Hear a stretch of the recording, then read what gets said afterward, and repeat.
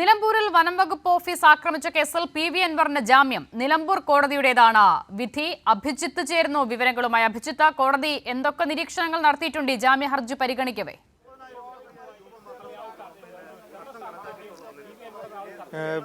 അസിത, PV അൻവറിന് ജാമ്യം ലഭിച്ചിരിക്കുന്നു എന്നാണ് ഇപ്പോൾ നമുക്ക് ലഭിക്കുന്ന വിവരം.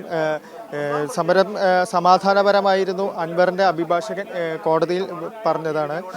അറസ്റ്റ് നാടകമായിരുന്നു, നിർബന്ധിത അറസ്റ്റിന് കാരണം വ്യക്തമല്ല എന്നുള്ള വാദങ്ങളാണ് PV അൻവറിൻ്റെ അഭിഭാഷകൻ ഉയർത്തിയത്.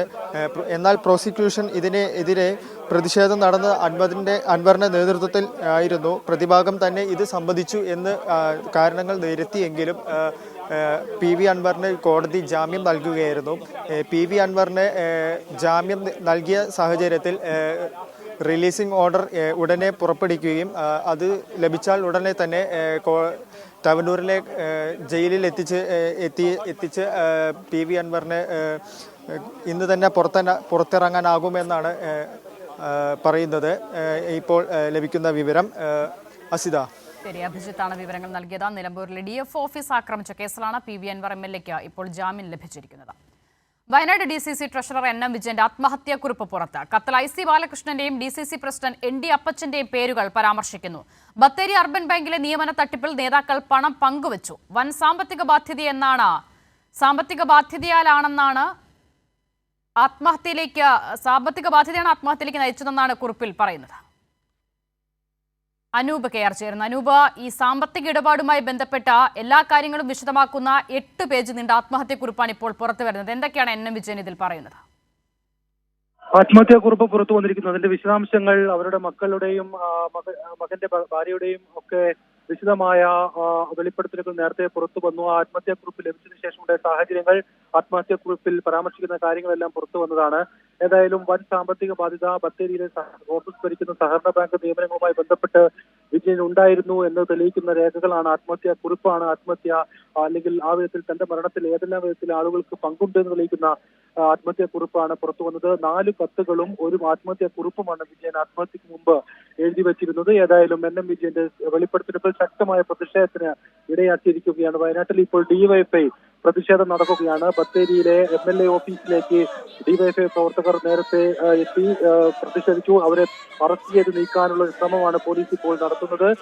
പ്രവർത്തകർ ഓഫീസിലേക്ക് പോലീസ് ബാരിക്കേഡ് മറികടന്ന് എത്തുകയും ഓഫീസിന്റെ വാതിൽ അടുക്കാൻ ശ്രമിക്കുകയും ചെയ്തു. ബോർഡുകൾ എടുത്തുമാറ്റി. ഏതായാലും ആദ്യത്തിൽ ഇപ്പോൾ ശക്തമായ പ്രതിഷേധം നടക്കുകയാണ്. പ്രവർത്തകരെ പോലീസ് ഇപ്പോൾ ആ മുകളിലെ MLA-യുടെ ഓഫീസിൽ നിന്ന് എടുത്തുകൊണ്ടുപോയി ഇപ്പോൾ അറസ്റ്റ് ചെയ്ത് നീക്കുകയാണ്. ശക്തമായ പ്രതിഷേധമാണ് നടക്കുന്നത്. ശക്തമായ പ്രതിഷേധം, സംഘർഷം, പ്രവർത്തകരും പോലീസും തമ്മിൽ വിവിധ ഘട്ടങ്ങളിൽ ഏറ്റുമുട്ടി പ്രവർത്തകർ സംഘർഷമുണ്ടായി. ആ വിധത്തിലുള്ള സംഘർഷം ഇപ്പോൾ തുടരുകയാണ്. ഏതായാലും ശക്തമായ പ്രതിഷേധമാണ് വയനാട്ടിൽ പൊതുവിൽ നടക്കുന്നത്. പ്രവർത്തകരെ ഇപ്പോൾ അറസ്റ്റ് ചെയ്ത് ബത്തേരി പോലീസ് സ്റ്റേഷനിലേക്ക് മാറ്റുകയാണ് പോലീസ്. നേരത്തെ പ്രവർത്തകർ ഇവിടേക്ക് പ്രകടനവുമായി എത്തി പോലീസ് ബാരിക്കേഡ് തകർത്ത് MLA ഓഫീസിലേക്ക് കയറി ഓഫീസിനുള്ളിലേക്ക് കയറാനുള്ള ശ്രമം എന്നാൽ പോലീസ് ചെറുത്തു.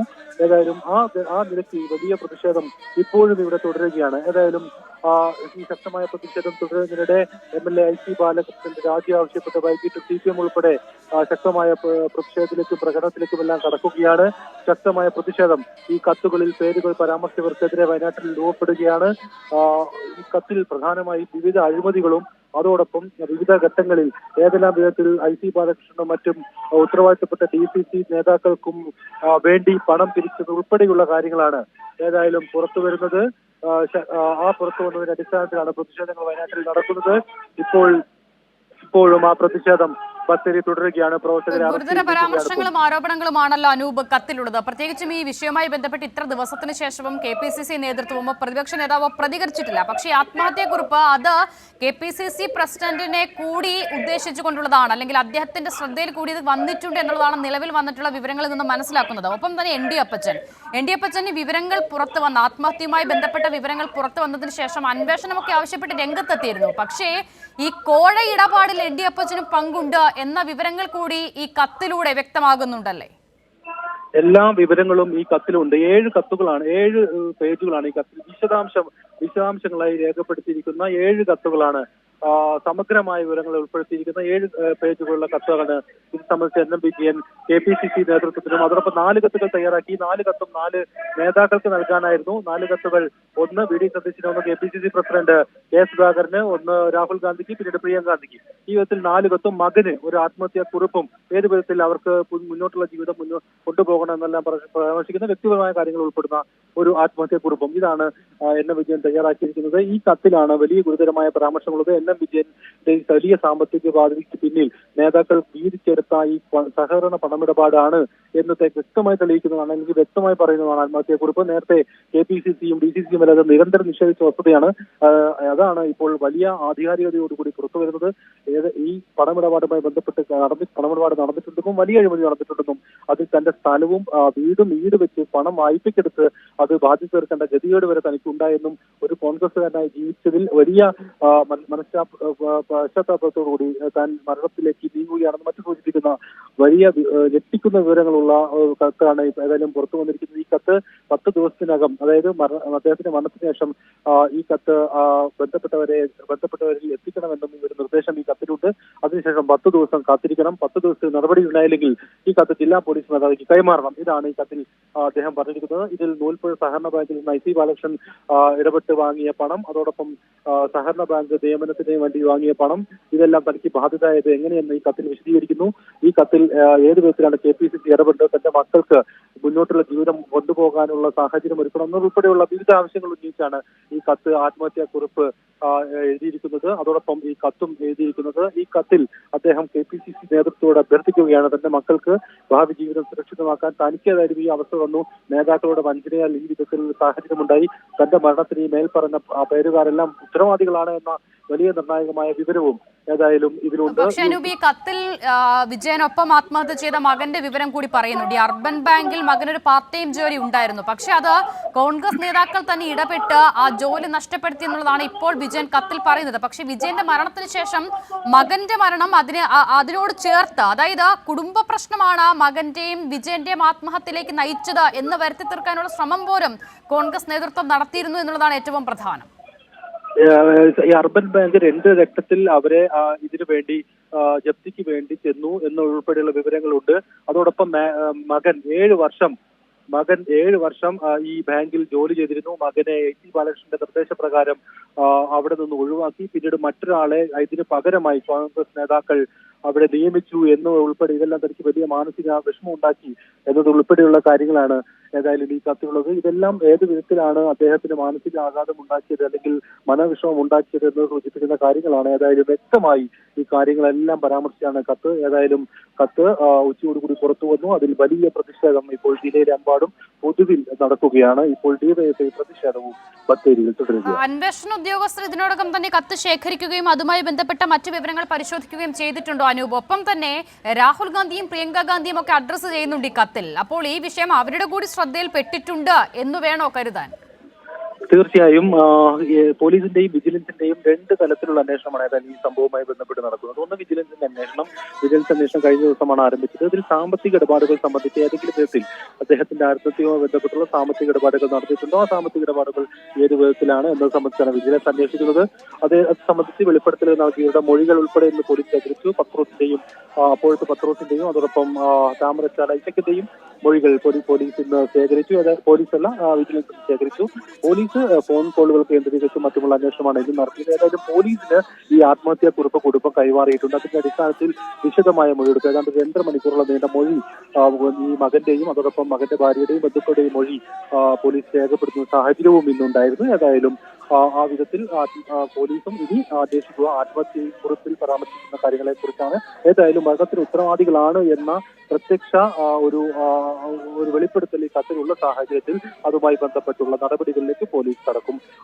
അനൂപ്, നോക്കൂ, ഈ കത്ത് ആത്മഹത്യാ കുറിപ്പുണ്ട് എന്നുള്ളത് പ്രാദേശിക കോൺഗ്രസ് നേതാക്കൾ തന്നെ ആദ്യഘട്ടത്തിൽ വെളിപ്പെടുത്ത കാര്യമാണ്. അത് മറ്റു ചില കോൺഗ്രസ് നേതാക്കൾ ഇടപെട്ട് മാറ്റിയിട്ടുണ്ട്, ഇത്തരത്തിൽ ഗുരുതരമായ ചില വിവരങ്ങൾ അതിലുള്ള സ്ഥിതിക്ക് എന്നുള്ളത് കൂടി പുറത്തു വന്ന ആരോപണമായിരുന്നു. ഇപ്പോൾ അത് ശരിയാകുകയാണ്. അങ്ങനെ പ്രാഥമിക അന്വേഷണത്തിൽ ലഭ്യമാകാത്ത തരത്തിൽ ഈ കത്ത് മാറ്റിയിരുന്നു എന്നുള്ളതാണ് ഇപ്പോൾ മനസ്സിലാകുന്നത്. അതിനെ തുടർന്ന് എന്തായാലും അനൂപ് സൂചിപ്പിച്ചതുപോലെ പ്രവർത്തകരെ വലിയ തരത്തിലുള്ള പ്രതിഷേധം നമ്മൾ കാണുകയാണ്. IC ബാലകൃഷ്ണൻ MLA ഇപ്പോൾ എവിടെയാണ് അനൂപ്?